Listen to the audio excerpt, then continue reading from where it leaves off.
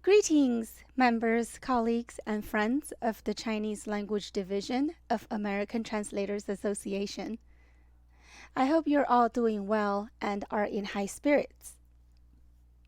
Unless you've been living under a rock for the past couple of years, artificial intelligence shouldn't be an unfamiliar term to you. But if I were to ask you what AI is, what would you say? Would you try to explain it from the technical perspective? Or would you want to define it by the things that it can do? Or perhaps you would want to be all philosophical and discuss whether AI is an existential threat to humanity. Whatever the approach you may want to take, one thing is for sure, that AI means different things to different people, because it is a general technology that can be applied to just about anything under the sun, including our line of work in the translation and interpreting realm. Today's discussion, however, isn't about how to use or integrate AI into our workflow. Rather, from a business perspective, let's talk about what changes is AI effectuating in the T&I market. What do we tell our existing and potential clients about artificial intelligence so that they can make an informed decision? And most importantly, how do we want our profession to be perceived by the relevant stakeholders in the age of AI? All that depends on us starting the right dialogue with the outside world. For today's episode, an esteemed colleague is going to share with us the important talk points that he includes in the conversation that he has with his clients regarding AI. Our guest today needs not much introduction. Let's welcome Tony Rosado. Tony is based in Chicago, Illinois. His language pair is English and Spanish, and he works as a conference interpreter as well as a court interpreter. He is certified in several states and also at the federal court level. Tony is also the IEC USA Regional Chair and a longtime member of ATA and a member of many other professional associations.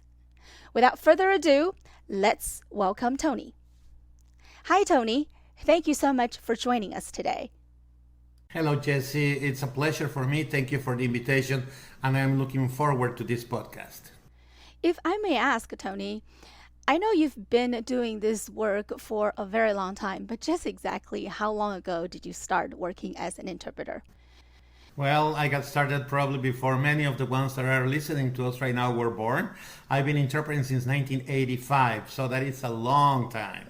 Wow, that's 39 years, nearly 4 decades. Things got to be so different back then when you started, I'm sure.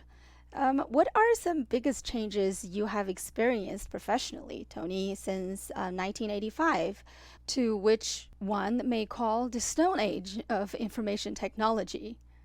Well, actually, there's always been very big changes because our profession is constantly evolving. When I started, we didn't have internet, so we had to show up to work with a bunch of paper dictionaries and paper textbooks. We didn't have computers, so you had to work on typewriters. Little by little, things were changing. The internet came. To me, that was the biggest number one change was the internet, because now you can go to the booth or to the courthouse just with your laptop or with your tablet or with your phone even, and all of a sudden you have all the dictionaries in the world, you have all the university libraries in the world, everything literally in the palm of your hand. Of course, at the beginning, we didn't have Windows. We had the DOS system. You probably have heard of it. Right, Had yes. to know how to code to be able to use a computer. So people were really, really scared.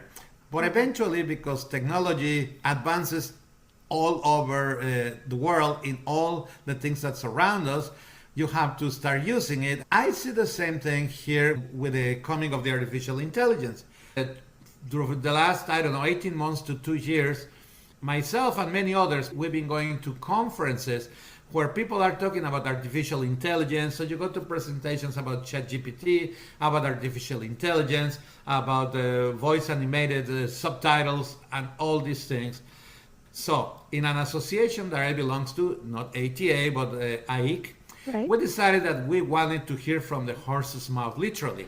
So we had a summit where we invited the scientists from the big Silicon Valley companies to come and talk to us about what really artificial intelligence is, and what it can and what it cannot do. And from them, we heard and we learned things that are very revealing. Number one, their goal has never been to replace the human interpreter. They acknowledge that that's not possible. Their goal has always been to push the science as far as they can go, because that's their nature. They're scientists. But what they want to do is they want to make our jobs easier. What they want to do is to create tools that can help humans to interpret better without adding to our cognitive load, so that we can work better. Yes. So that is really good. But then the next thing that they said is what to me was worth it more than anything else. The scientists told us that's always been our goal. The problem is that we have no control over the sales force in our companies. So it is the salesmen, the ones that live on commission, the ones to want to have volume, the ones that don't understand quality, who are telling all these not really accurate stories to their clients, telling them that artificial intelligence can do this and can do that and can do the other thing, when in reality it cannot, because that's not even what it is designed for, and especially in interpreting. Right. However, for interpreting, I've been studying and gathering with a lot of my colleagues, and basically what we decided to do, Jessie, was we don't have to be disputing artificial intelligence. We have to really understand what it is, what we do, because we have to go back to the client and explain to the client the difference between what they do and what we do. You mentioned earlier that oftentimes the sales department will end up pushing or selling a technology to clients for purposes that the technology isn't even designed to achieve. Now, let's think about that for a minute. I see two things here. Number one, some clients have no idea of the full capabilities and limitations of such technology, and that is likely why they can be sold on it. And number two, they are probably equally persuadable if we, not the sales-driven salespeople, but the professional interpreters, get to fill the space in their mind about AI versus human interpreting first. I believe the significance of reaching out to our clients to tell them the full pictures goes far beyond us having a job. And that significance is the very survival of our profession.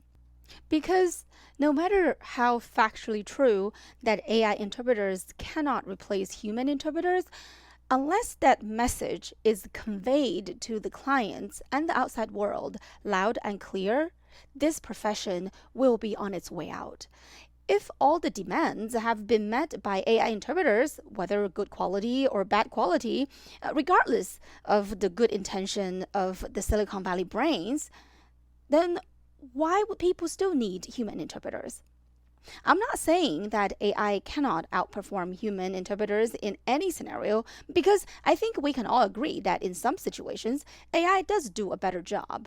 Now, the question is, what do we say when we convey the message to our clients whose interpreting needs will be better served by humans?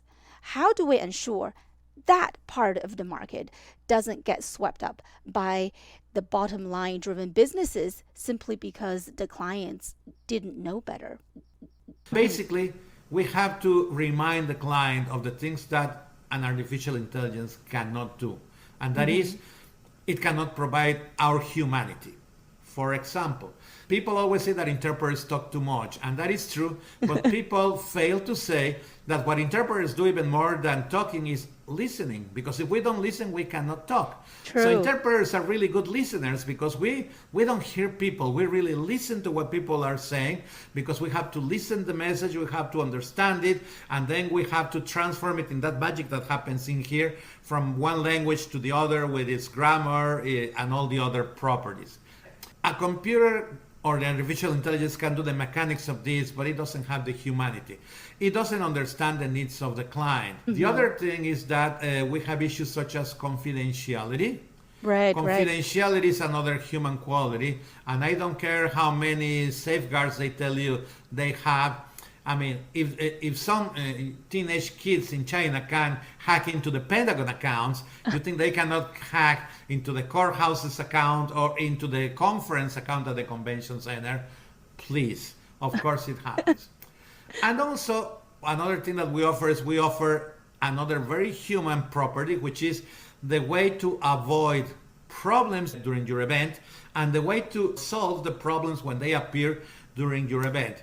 Artificial intelligence cannot do that. Let's say you're working and you're using interpreting equipment, and all of a sudden there's a technological glitch and the equipment dies. If I'm a human being, I can get out of the booth and I can go to the stage and I can continue on consecutive interpreting until they fix the problem. Artificial intelligence cannot do that. It just shuts down when the system doesn't work. It is sometimes really amazing to see how it works in a language like English, because there's a lot of algorithms that have been fed to the artificial intelligence. But you go to a language of lesser diffusion, one from Africa or from Latin America or from Southeast Asia, and all I can say is good luck. Artificial intelligence is getting better, but it's never going to be human. It's never going to feel.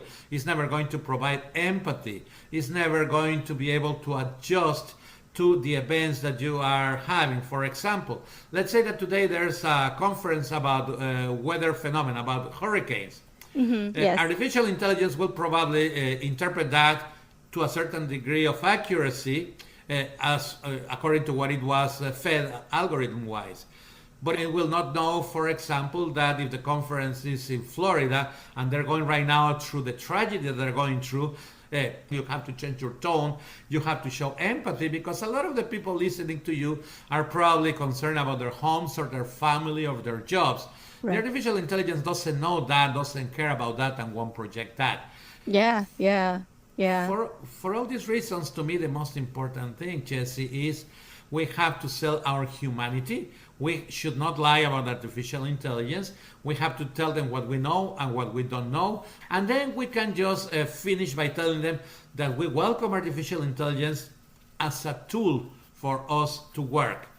It's what it is. It's a tool. Just like your car takes you to work as a tool, and you're not going to be defending here a horse bogey today, saying, no, I need my horse because the horse was really nice. Well, it's the same thing. The car is a tool. Yeah. The microphone is a tool. The computer is a tool. The dictionaries are a tool. The human being is the interpreter, not the robot. Aye to that. And this goes back to what you said earlier about how the Silicon Valley brains meant to have AI empower us, the human interpreters, not replacing us. And there's one last thing that I want the people listening to us to understand. Not all clients are going to hire interpreters in the future. We shouldn't be expecting everybody to hire us. So when you're educating your clients, really evaluate who are you going to educate. Don't waste your time with those that really don't care about quality.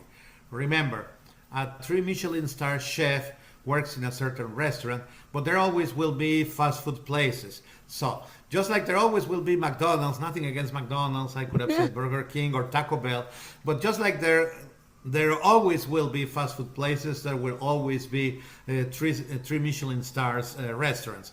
And Sure. we have to understand that if you have a professional career as an interpreter or as a translator, please understand that that is to work in a Michelin star restaurant. It's not to go work on a place where you're going to ask them if they want fries with their burger.